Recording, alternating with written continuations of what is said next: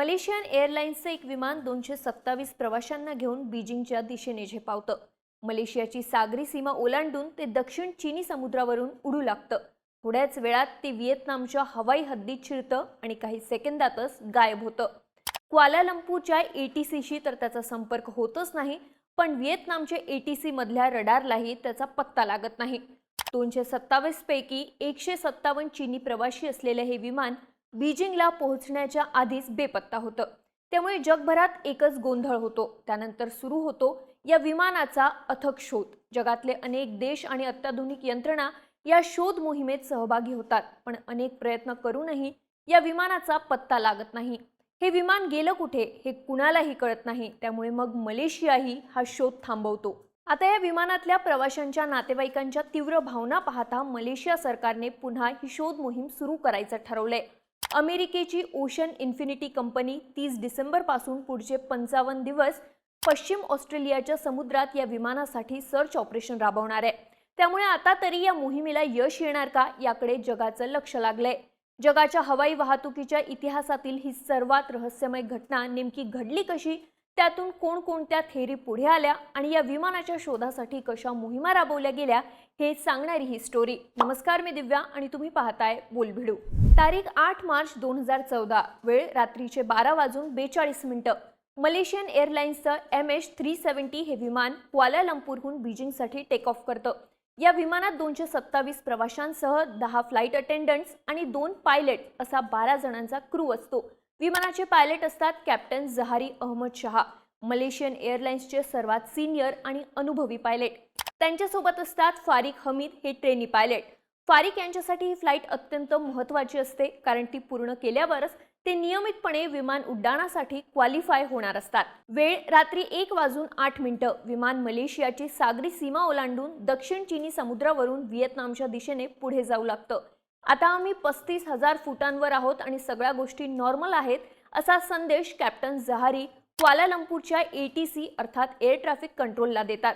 त्यानंतर काही क्षणात हे विमान व्हिएतनामच्या हवाई हद्दीत प्रवेश करणार असतं। त्यामुळे क्वालालंपूरच्या एटीसी कडून जहारी यांना एक मेसेज दिला जातो, MH370 कॉन्टॅक्ट हो चिन मिन 120.9 गुड नाईट। त्याला कॅप्टन जहारींकडून उत्तर मिळतं, गुड नाईट। MH370 नेहमी याच प्रकारे पायलट आणि एटीसी मध्ये संदेशांची देवाणघेवाण होत असते। त्यामुळे हे संभाषण नॉर्मल असतं, पण कॅप्टन जहारी यांचे हे शब्द अखेरचे ठरतात। रात्रीचे 1:21। व्हिएतनामच्या हवाई हद्दीत प्रवेश केल्याच्या केवळ 30 सेकंदात हे विमान रडारवरून बेपत्ता होतं। हे विमान नेहमीप्रमाणे व्हिएतनामच्या हवाई हद्दीत गेलं असल्याचं गृहीत धरून क्वालालंपूरच्या एटीसी कडून त्याकडे लक्ष दिले जात नाही। तिकडे व्हिएतनामच्या एटीसीच्या लक्षात येतं की हे विमान आपल्या हवाई हद्दीत आलंय, पण अचानक रडारवरून गायब झालंय। ते या विमानाशी संपर्क साधण्याचा प्रयत्न करतात, पण पलीकडून कसलाच प्रतिसाद मिळत नाही। जवळपास 18 मिनिटं संपर्क साधण्याचा प्रयत्न केल्यावर व्हिएतनामच्या एटीसी कडून क्वालालंपूरच्या एटीसीला सांगण्यात येतं की MH370 अचानक गायब झालाय। दोन्हीकडून वारंवार प्रयत्न होऊनही या विमानाचा कसलाच संपर्क होत नाही, त्याचा कुठेच पत्ता लागत नाही। काही वेळातच ही घटना इंटरनॅशनल हेडलाईन बनते।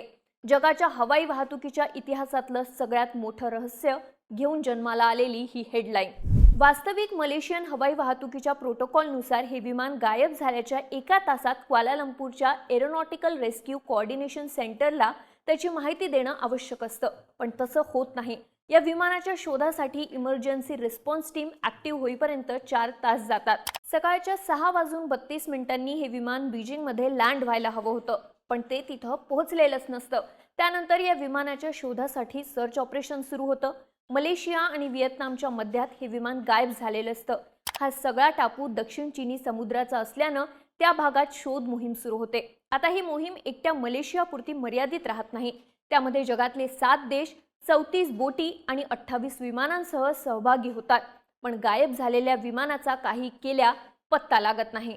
4 दिवसांनी 12 मार्चला एक माहिती समोर येते की हे विमान नागरी हवाई वाहतुकीच्या रडारवरून गायब झालं असलं तरी त्या रात्री एका लष्करी रडारला ते दिसलं होतं। पण या रडारच्या नोंदीतून एक धक्कादायक गोष्ट पुढे येते, ती म्हणजे या रडारला हे विमान रात्रीच्या 2:22 दिसलेलं असतं, पण त्यांचं लोकेशन दक्षिण चीनी समुद्रावर नव्हे तर अंदमान आणि निकोबार बेटाजवळ होतं। म्हणजे मलेशियाच्या पश्चिमेला असलेल्या स्ट्रेट ऑफ मल्का जवळ होतं. लष्करी रडारकडून मिळालेल्या माहितीनुसार हे विमान अंदमान बेटांच्या दिशेने जात होतं. याचा अर्थ बीजिंगच्या अगदी उलट दिशेने. त्यामुळे आणखी गोंधळ निर्माण होतो. हे विमान भारताच्या दिशेने तर गेलं नाही, ते हिमालयाच्या पर्वतरांगांमध्ये किंवा कझाकिस्तानात जाऊन क्रॅश तर झालं नसावं, अशा शक्यता आणि तर्कवितर्कांचा कल्लोळ सुरू होतो. अशातच आणखी नवीन माहिती समोर येते. मलेशियाच्या या विमानाने एका सॅटेलाइटशी संपर्क करण्याचा प्रयत्न केल्याची. तसं पाहिलं तर अशी मोठी विमानं एक विशिष्ट उंचीवर असताना अशा आणीबाणीच्या प्रसंगी कोणत्या ना कोणत्या सॅटेलाइटशी संपर्क साधण्याचा प्रयत्न करतात. आपला मोबाईल जसा पेअर झालेल्या वायफायला आपोआप कनेक्ट करण्याचा प्रयत्न करतो, तशी स्वतःहून ऍक्टिव्ह होणारी यंत्रणा या विमानांमध्ये असते. पण इथे हे विमान सॅटेलाइटशी केवळ कनेक्ट होण्याचा प्रयत्न करतं, मात्र आपल्या लोकेशनचा कोणत्याही प्रकारचा डेटा ट्रान्समिट करत नाही. त्यामुळे या सॅटेलाइटकडून त्या विमानाविषयी अधिक माहिती मिळू शकत नाही.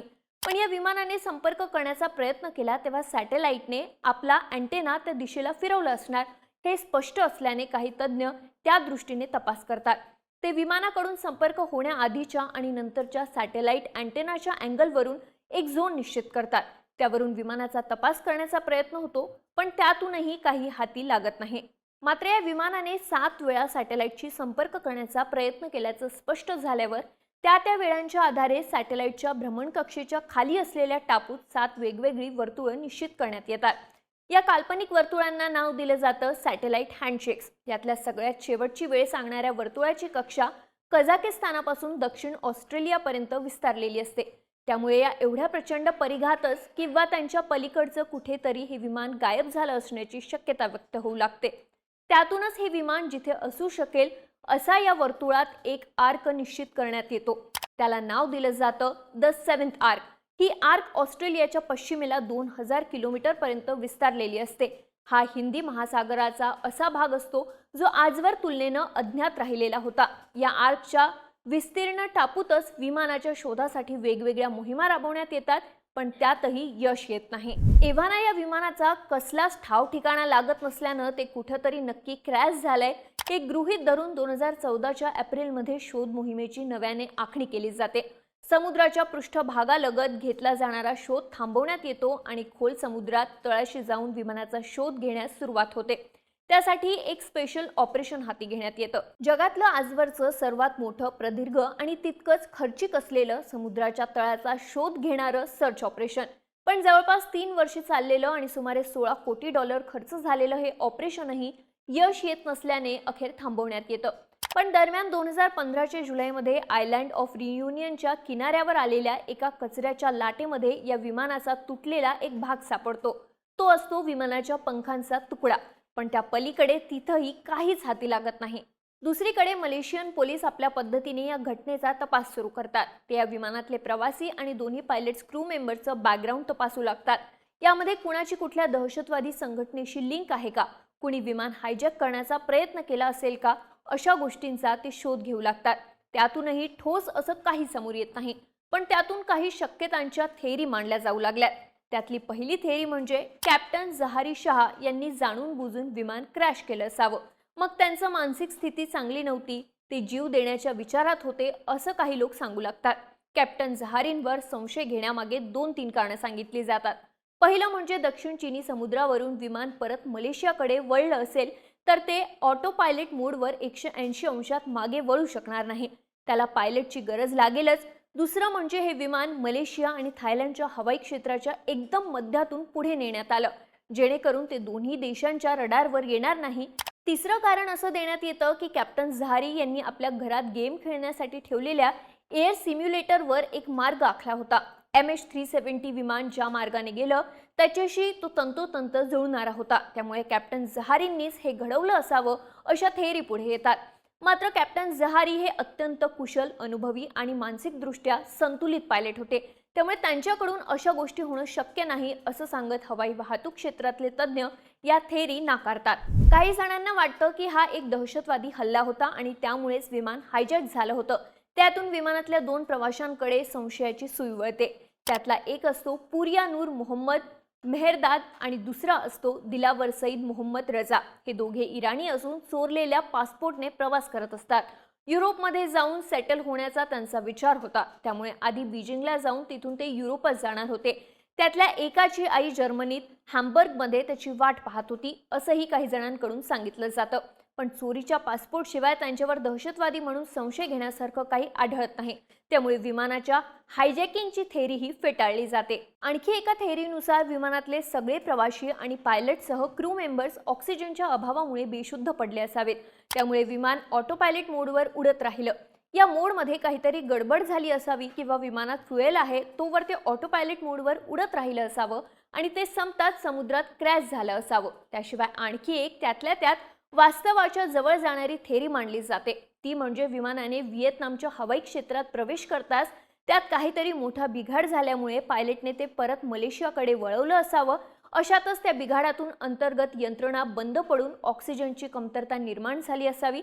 त्यामुळे सगळे प्रवासी आणि क्रू मेंबर्स बेशुद्ध पडले असावेत। विमान ऑटो पायलट मोडवर पुढे जात राहिलं असावं आणि जिथे फ्युएल संपलं तिथं म्हणजे ऑस्ट्रेलियाच्या पश्चिमेकडच्या समुद्रात क्रॅश झालं असावं। अशा अनेक थेअरी पुढे येत राहतात, त्यावर चर्चा होते। पण या सगळ्यातून ना विमानाचा पत्ता लागतो ना ते गायब होण्यामागच्या कारणांचा। पुढे 2018 मध्ये ओशन इन्फिनिटी ही अमेरिकन कंपनी आणि मलेशिया सरकार यांच्यात एक करार होतो। हा करार केला जातो 4 वर्षांपूर्वी गायब झालेल्या MH370 या विमानाच्या शोधासाठी। विमान सापडलं तरच मलेशिया सरकारने या मोहिमेचा खर्च द्यायचा आणि नाही सापडलं तर कंपनी स्वतः या खर्चाची जबाबदारी घेईल, असा हा नो फाईन नो फी स्वरूपातला करार। एका अर्थाने ओशन इन्फिनिटी कंपनी हे विमान शोधण्याची जबाबदारी आपल्यावर घेते। या कंपनीकडे अत्यंत अत्याधुनिक अंडर वॉटर सर्व्हेलन्स व्हेइकल्स असतात। कंपनी 7th आर्कच्या टापूचं लेझर मॅपिंग करत सर्च ऑपरेशन हाती घेते। त्यामध्ये समुद्राच्या तळाशी काही ज्वालामुखी आणि टेकड्या असल्याचं दिसून येतं। अनेक महिने ही मोहीम सुरू राहते, पण दुर्दैवानं त्यांच्याही हाती काहीच लागत नाही। पुढे 2022 मध्ये रिचर्ड गॉडफ्रे हे निवृत्त एरोस्पेस इंजिनियर दावा करतात की हे विमान कुठे आहे याचं रहस्य आपल्याला उलगडलंय। रेडिओ वेव्ह टेक्नॉलॉजीचा वापर करून विमानाच्या मार्गाचं प्रतिबिंब तयार करतात। त्यानुसार 7th आर्कच्या एका टोकाला समुद्रात 4 किलोमीटर खाली हे विमान असल्याचा अंदाज त्यांच्याकडून वर्तवला जातो। रिचर्ड गॉडफ्रे या आर्कवरचा 40 नॉटिकल मैलाचा टापूही निश्चित करतात आणि इथंच विमान सापडेल असं खात्रीनं सांगतात। पण अनेक प्रयत्न करूनही अपयशच आल्यामुळे मलेशिया सरकार अशा नव्या शोधासाठी तयार होत नाही। अशातच आणखी 3 वर्ष निघून जातात। 3 डिसेंबर 2025 मलेशिया सरकार जाहीर करतं की 11 वर्षांपूर्वी बेपत्ता झालेल्या या MH370 विमानाचा पुन्हा शोध घेण्यात येईल आणि हा शोध याच महिन्यात सुरू होईल। पुन्हा एकदा ओशन इन्फिनिटी ही सागरी रोबोट कंपनी ही मोहीम हाती घेईल। अर्थात यावेळीही हा शोध ऑस्ट्रेलियाच्या पश्चिम सागरी भागातल्या 7th आर्कच्या टापूतच घेतला जाईल। 30 डिसेंबर पासून सुरू होणारी ही मोहीम 55 दिवस चालेल। मलेशिया सरकारवर या मोहिमेची सध्या तरी आर्थिक जोखीम नाही, कारण यावेळी ओशन इन्फिनिटी कंपनीने नो फाईन नो फी या तत्वावरच हे सर्च ऑपरेशन हाती घेणार आहे।